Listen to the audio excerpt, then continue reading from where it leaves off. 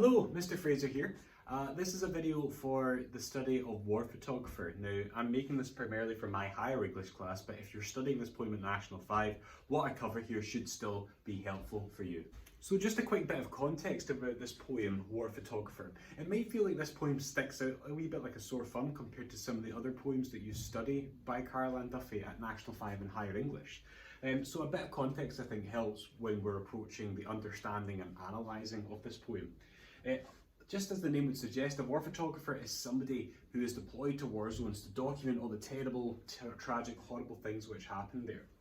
Caroline Duffy was indeed friends with a war photographer and around the time that she wrote this poem, and that directly influenced her construction of this poem. Now, war photography might strike you as a very strange or absurd thing, but it has existed for as long as photography has existed, and certainly for as long as we've had photography available during wars.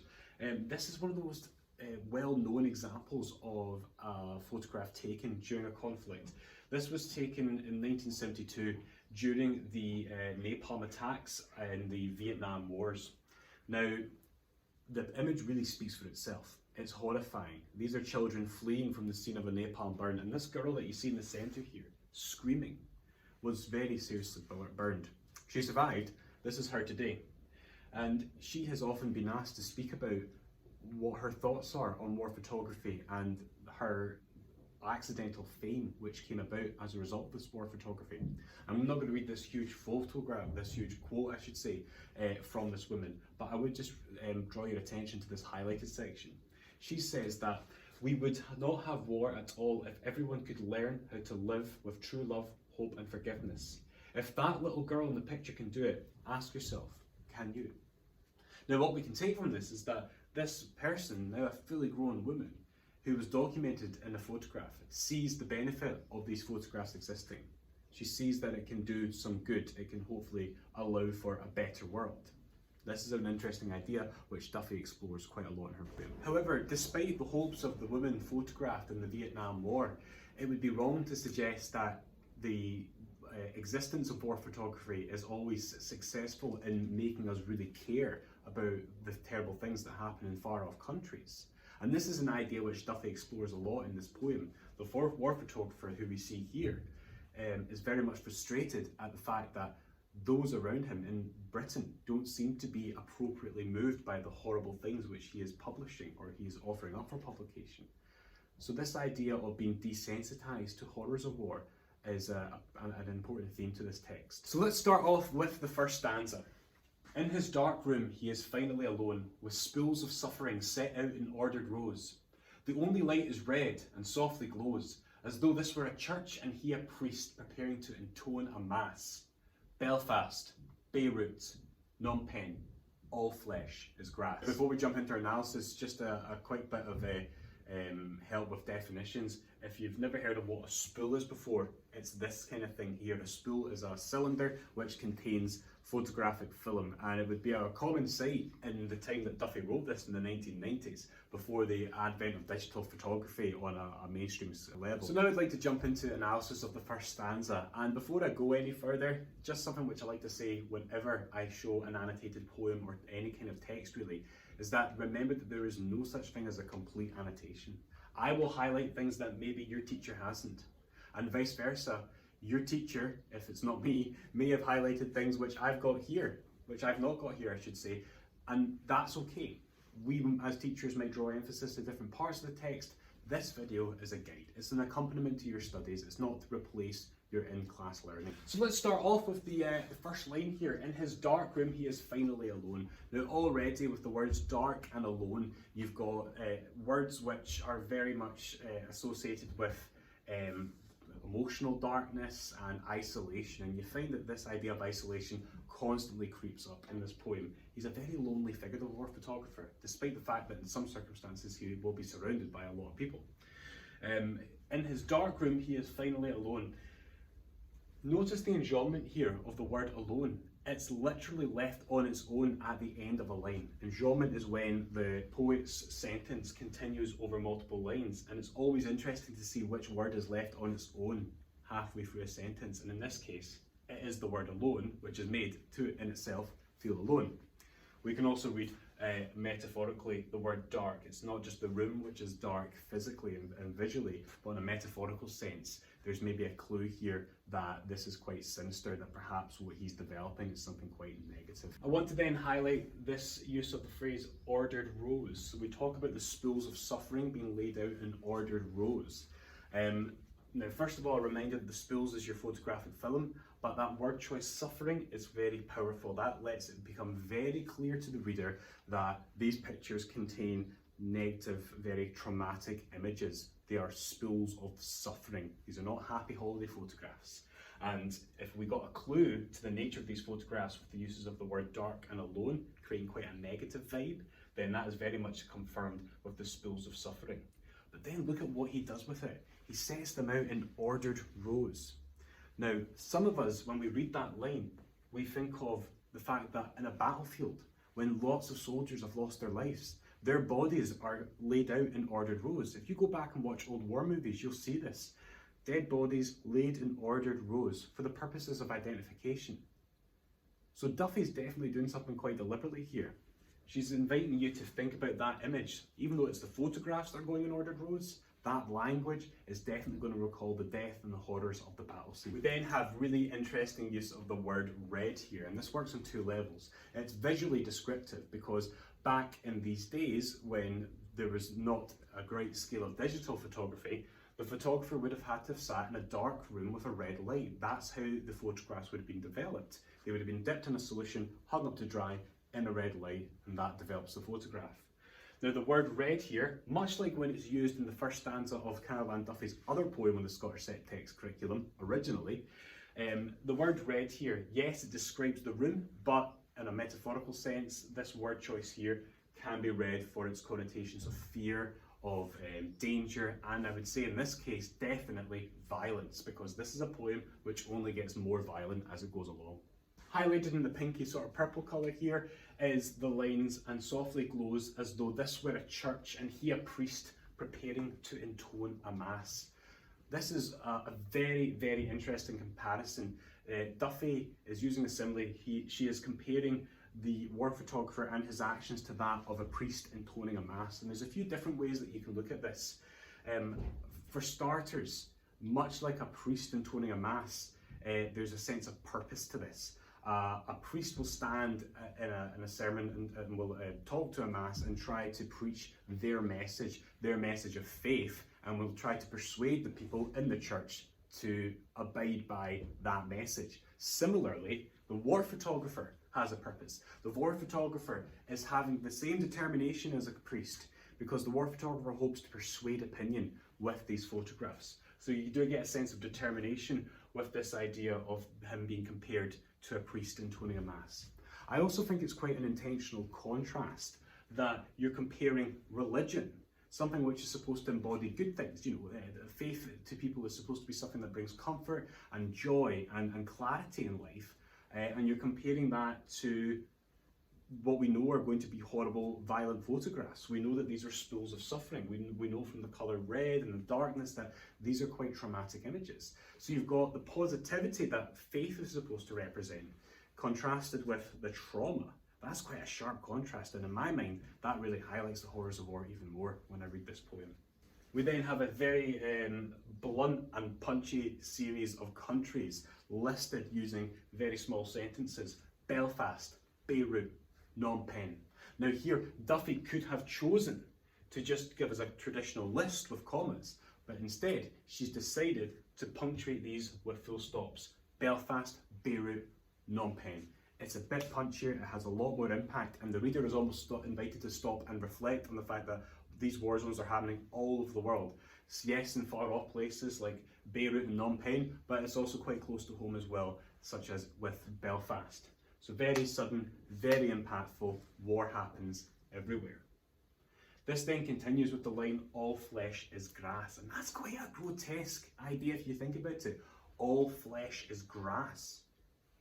It's a metaphor, and if you think about this idea of grass and flesh being one, it might be inviting us to consider the fact that this is a gory scene. Perhaps there's been explosions and there are literally flesh and body parts scattered across everywhere, becoming one with the grass. But this metaphor is also a biblical reference, so it continues this religious idea which was established in these earlier lines. This metaphor is actually a quote which appears twice in the Bible. I've given the references there. It's usually taken to mean that all men are mortal. And here it describes the images being developed, and they're very morbid and gruesome. The flesh is spread over and is now almost part of the grass. So lots of interesting ideas here. The horrors of war is very much confirmed with this idea that there's flesh everywhere and it's part of the grass.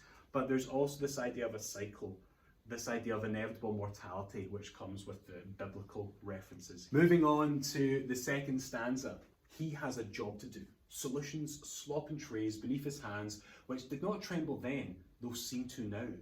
Rural England. Home again, to ordinary pain which simple weather can dispel, to fields which don't explode beneath the feet of running children in a nightmare heat. So we kick this second stanza off with a very blunt short sentence. He has a job to do.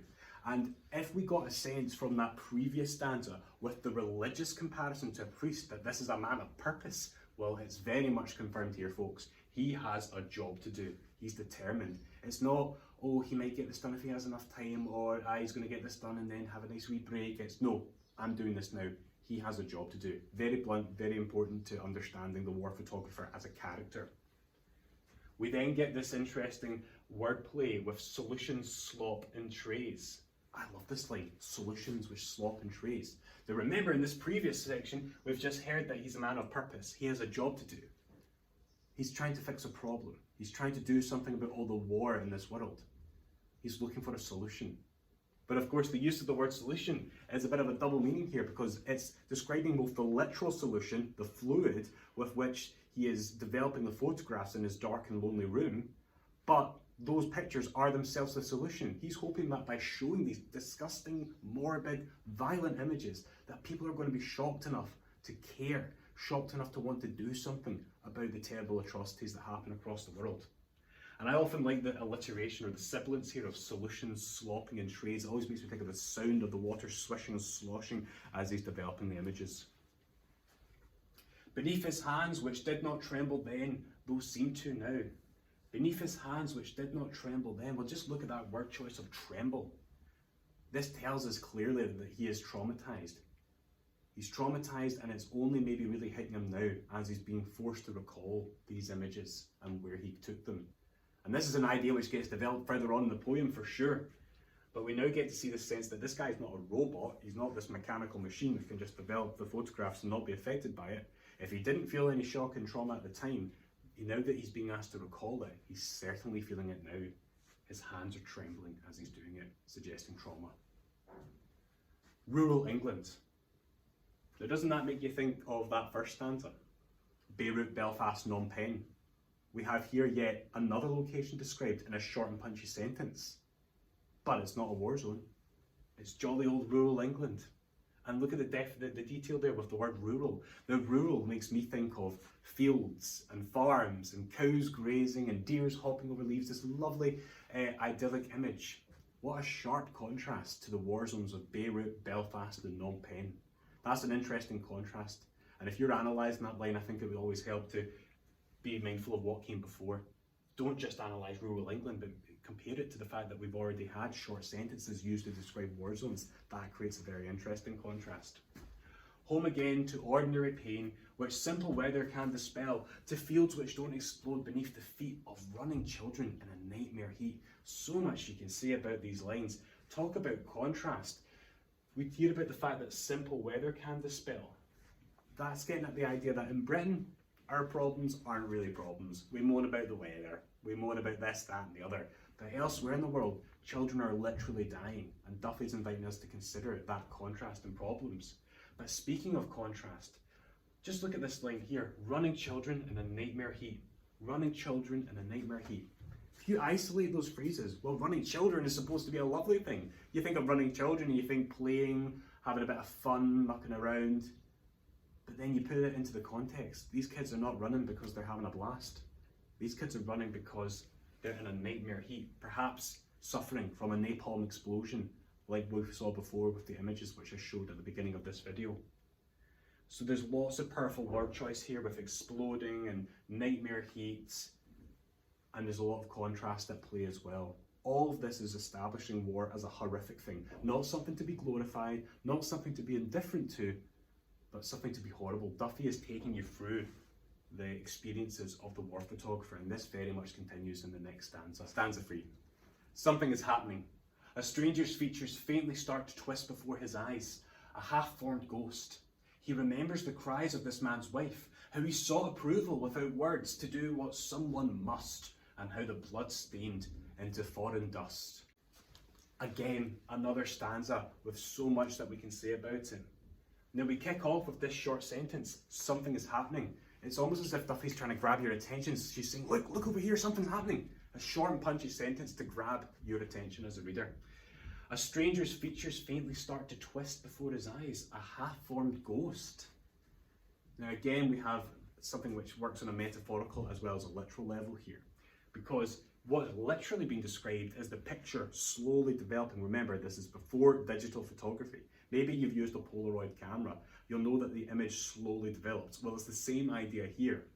He's taken these pictures a long time ago, and only now that he's dipping these pictures in the solution can he slowly see the image that he took slowly come to appear in front of him. And look at the language here. A stranger's features faintly start to twist. That word choice of twist is quite interesting, because it could literally describe the twisted way in which the image is slowly appearing. But it could also be alluding to the idea that perhaps this is a person with twisted features, perhaps because of some sort of violent and gruesome injury. This idea then continues when the soldier pictured is considered to be a half-formed ghost. Now, again, that could be half-formed because the picture's only half developed. But this person could also be half-formed in a very literal sense. There could be a very violent and gruesome imagery here. These suggestions are important for what comes next. And also, this idea of ghost. This could be a dead soldier, another horrific casualty in the war. But ghost always makes me think of the idea of trauma as well. It's not just a ghost in the sense that this is a dead man that's potentially being photographed, but it's also this idea that his death and that image and this experience, like a ghost, is still haunting the war photographer. And for further evidence of that, think back to the previous stanza when we learned about the fact that he's trembling whilst developing these photographs. He can't escape the trauma. He remembers the cries of this man's wife.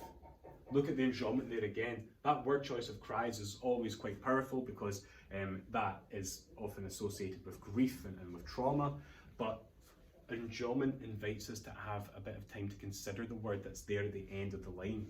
It adds emphasis to it. So we've almost left with these cries ringing out at the end of the line. Now this enjambment with this emotional reaction is important. Remember this before we move on to the next stanza. Of this man's wife, how he sought approval without words to do what someone must. So the war photographer has sought permission, non-verbally, because he can't speak the language, to take a picture of this woman's dead husband. Now just think about that. A woman's lost her husband in a violent and gruesome imagery, and we know that this is possibly a violent and gruesome injury, I should say, because of the language I've discussed here. She's just lost possibly the love of her life. And here comes the war photographer in a non-verbal way saying, can I just take a wee picture, is that all right? Because that's the role of a war photographer, is to stay impartial and to not be emotional and not be affected by what's in front of them. He knows that this is a terrible thing that he's seeing, but this is his duty. He's doing what someone must. There's that sense of purpose again that the war photographer has. And then we learn about how the blood stained into foreign dust. And this I often link back to the line from before, all flesh is grass, because again we have this idea of human flesh and blood mingling with the earth and becoming one with the earth, suggesting a very violent and gruesome scene. But this is again a biblical reference, which I've annotated here, and I've got more information here, so if you want, feel free to pause the video and give this a read. And it's a very interesting way of looking at this poem, this idea of contrasting the ideas of religion with the ideas of mortality and death. Final stanza. 100 agonies in black and white, from which his editor will pick out 5 or 6 for Sunday supplement. The reader's eyeballs prick with tears between the bath and pre-lunch beers. From the airplane he stares impassively at where he earns his living, and they do not care. Again, another stanza so full of ideas that we can discuss. This idea of 100 agonies, well, there's some interesting word choice right there. It's not just the idea that it's agonies, which are obviously related to this idea of pain and great distress and grief and trauma, but it's 100 agonies. And he's got so many of these photos. Now that number is important because it's very quickly contrasted. He's got over 100 pictures, say, of terrible things like the scene we've just learned about in the previous stanza. But the editor will pick out 5 or 6. Now that use of the word "or" is important. It's hesitant, it's unsure. It would suggest the editor isn't really that fussed. And that's important because we now know how traumatic this scene was for the war photographer. It's making him tremble when he recalls that moment that he took those pictures. And he's taken hundreds of them, 100 agonies. Yeah, the editor of the newspaper is going to look at it and go, nah, I'll maybe put 5 or 6 in my newspaper, at best. For Sunday's supplement, the reader's eyeballs prick with tears between the bath and pre-lunch beers. Now for this section of blue, I want you to think back to the previous stanza and think back to the wife crying whilst the dead soldier was having his picture taken.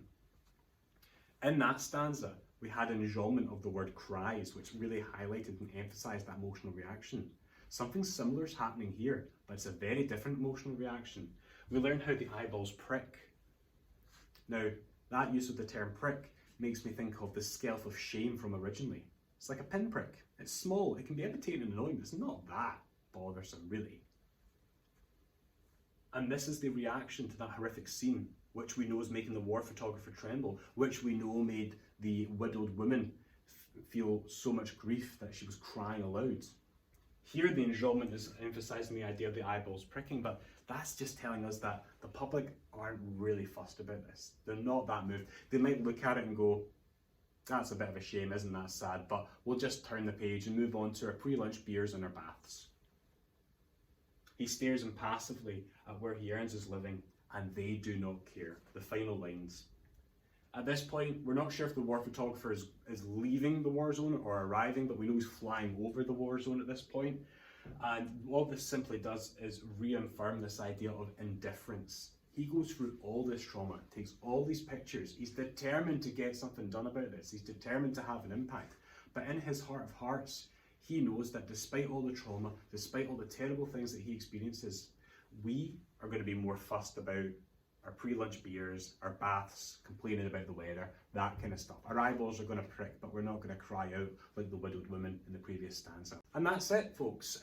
Hopefully that has been of some help to you. If you have any questions about that, or if you want to request a copy of my resources and my slides to help with your annotations, your teaching or your studying, just give me an email. I'll be more than happy to help out. Thanks very much.